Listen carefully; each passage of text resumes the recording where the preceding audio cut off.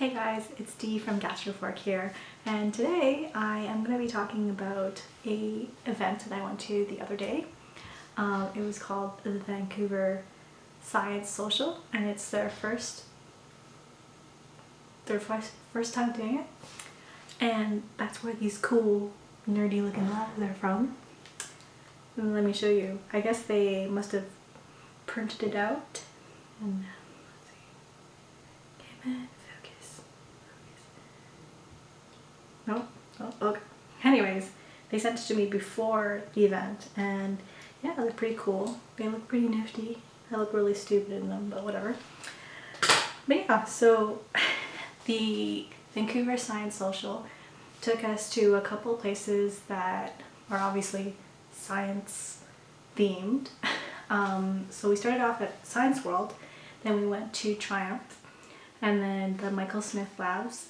And then finally we ended up at the Macmillan Space Centre in Vancouver, if you didn't know where I was from. We started around 12, we didn't finish until like about 8:30. So it was a bit of a long day. Most events, as a blogger, it doesn't run that long. It's a field trip, and you know, we got to go to a whole bunch of places that I haven't been since, who knows, since I was like a little kid. So there were a couple times where I felt a little bit like I was in over my head, but it's fine. We started off first at Science World. They gave us a little bit of time to check out the latest exhibit, which is the animals inside out. A lot of people don't really like that type of stuff, and that's cool, whatever. But I mean, at the same time, it's kind of science and it's life and it's natural. Like, that's what we look like on the inside. And yes, this kind of stuff is controversial, but in the end, it's still, you know, presented in a way that it's educating people. So my favorite from the exhibit, I would have to say, is probably the camel and the giraffe, because the giraffe is huge. Like, it is to scale. I like walked around the corner and I was just like, that is huge. I hear children. Anyways, so that was one of my favorite parts. Another part was the camel, and what they did was they kind of spliced him into three, which sounds very horrible, but at the same time it's kind of cool to kind of see, like, you know, what it looks like on the inside. And I don't know about you guys, but I love reading all the little blurbs that are next to all the exhibits, so I take the longest time when I'm at a museum.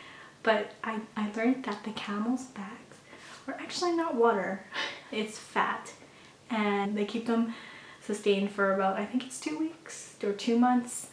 I don't remember off the top of my head, but I'll figure it out. They had all the veins and arteries in certain animals kind of, I guess, I'm not entirely sure how they do it, so I'll have to look it up again and get back to you, but kind of gelled it up so that it looked like the actual animal, but how many like capillaries and veins and arteries, like everything that runs through an entire animal. And it's insane, like how huge and like how big that network is. And I mean, I'm gonna show you a couple pictures and you'll see what I mean, and it makes it's a little more profound if you go see it yourself, so definitely go check it out. That was Science World. I really wish I had a little bit more time to look around. I didn't really have a lot of time. There was another part that had a couple like animals in it, and I was a little too afraid to go like near the tarantula because I'm really scared of spiders. There was lizards and there were snakes and there was this really cute turtle, so that was entertaining. And I noticed that they were building stuff on the outside of Science World as well. I thought it was already done, but apparently they're still building it.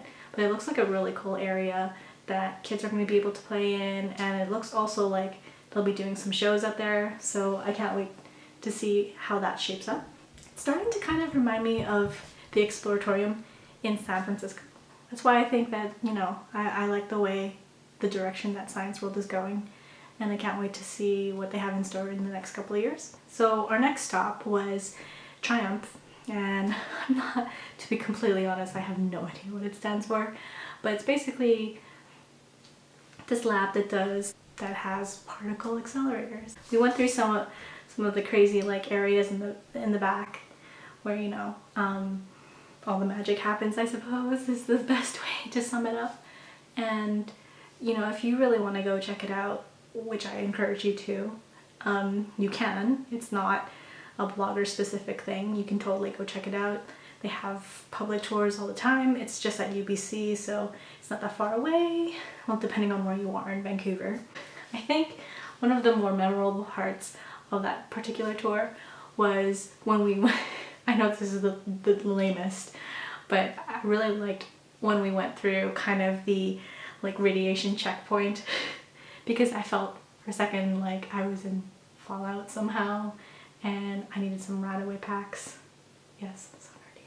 They were saying that the particle accelerator wasn't on because it's down for maintenance at this time of year, but we did get to see kind of things that were pulled apart and parts of the particle accelerators and all these other cool like heavy machinery parts. What's cool about this lab, I don't know if you can call it a lab because it seems like more like a compound, but we went through where everything is made, because a lot of the stuff gets even handmade there, and also, you know, with this giant machine that needs water to cut specific parts of, I guess, the accelerator. I don't know. Someone help me out here. I really enjoyed this last part, and I think it's also part of the public tour, so you'll probably see it yourself. They have areas that have different names for different machinery, and one of them is called the Dragon, and in that area there's all these little, I guess, pods, and they look like little minions. It's super cute. I really enjoyed that. I don't think I would have ever thought of going there, so it was super cool to be a part of that. We stayed at UBC for a little bit. We kind of went the opposite way to the Michael Smith labs, where we were extracting our DNA. And that sounds very scary, but it actually isn't, and it's super simple. So basically what we did was we kind of extracted our DNA from essentially spit, which sounds gross, but yeah, I guess it is kind of gross. There's no way that I can sugarcoat it.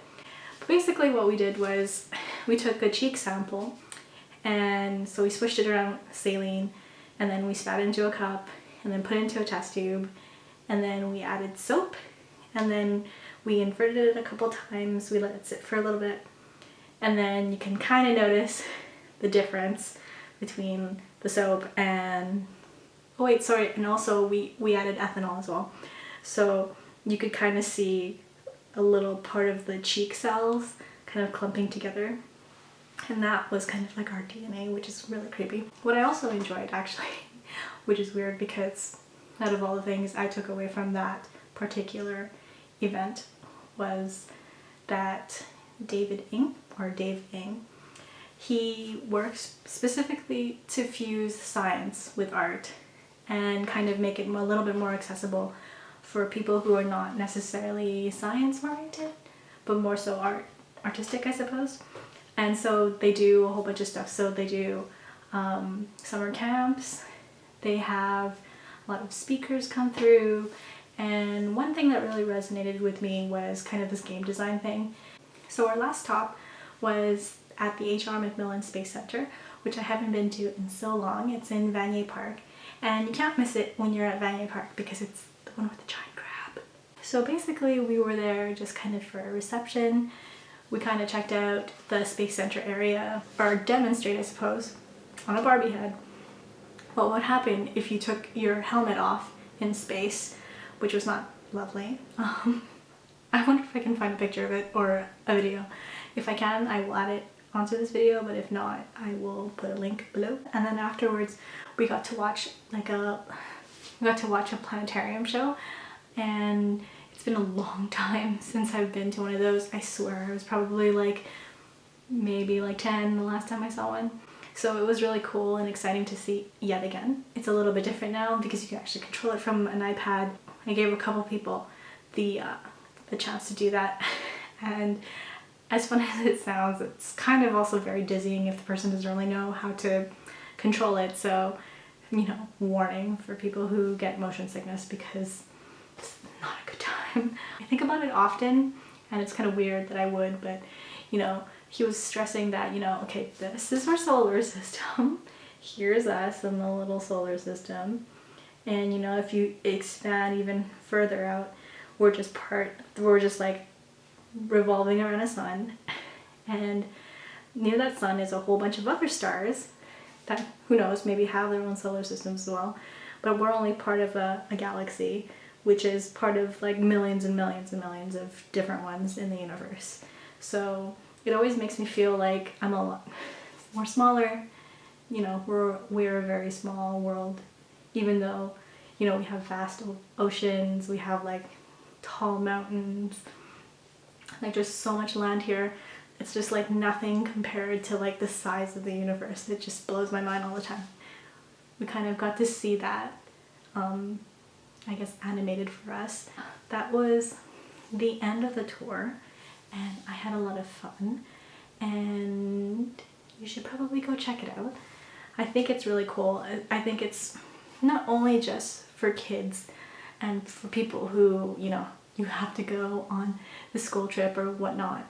It's interesting to learn, you know, what's going on in science and what's happening in the world, because I think we're at a time where there's so many things that happen so rapidly, especially when it comes to space. I don't think so, because I mean, they're already talking about sending people to Mars, you know, to live there and to, I guess, populate. I don't know. But I just find that very interesting that within like 10-15 years, who knows, we're probably going to be communicating to people who live on Mars. And that's amazing to me, because, you know, 50 years ago, that wasn't a thing. 50 years ago, it was going to the moon. It was also kind of a weird thing because I'm a food blogger, and I'm not entirely sure why they invited me to this thing, but I'm not going to say no. I mean, I've been trying to kind of expand my blog into more of a lifestyle and travel blog as well, so this content is really going to help me further my travel aspect of Gastrofork, and also the lifestyle, I suppose. Not really lifestyle. You know what? I really don't understand the whole lifestyle thing. I'm not very, I don't know, not very like girly, so I don't really consider a lot of things like lifestyle. I feel like lifestyle is kind of like, am I playing, what kind of video games am I playing this week, or where am I going, or what am I watching? So on Saturday, I am going to the Vancouver Wine Festival, which is going to be so much fun. I'm going with Natalie, my sister, and we're gonna get drunk. But don't tell anyone. I'm pretty sure everyone's drunk at that fucking event anyways, but whatever. This is the first year that I've been invited to this. I think it's because I've never really, you know, covered wine on my blog, only once in a while, and I think it's good because I'm really kind of taking a liking to learning about wine and spirits, and I just feel like food is really cool because there's just so much to learn, and wine especially. I've been watching a lot of wine documentaries recently. Not that I'm going to turn all wino on you, but it's really interesting. Like, their industry is very cutthroat, especially if you're going to be a sommelier. The things that they have to go through to become one of the top sommeliers is insane to me. And then on Sunday is the Oscars, and I'm going to be watching it with Adrian and Leanne, who are also going to, we're probably going to be either live streaming or we're going to be vlogging, whatever, we'll see. Because we want to see Leo win Leo. And then on Monday, I will be at the new Bibo Pizza. Is that how you say it? Bibo? Bibo? I don't know. It's the one that's opening up at the outlets that are in Richmond. I'm not entirely sure the official name, but I just call them the Richmond outlets.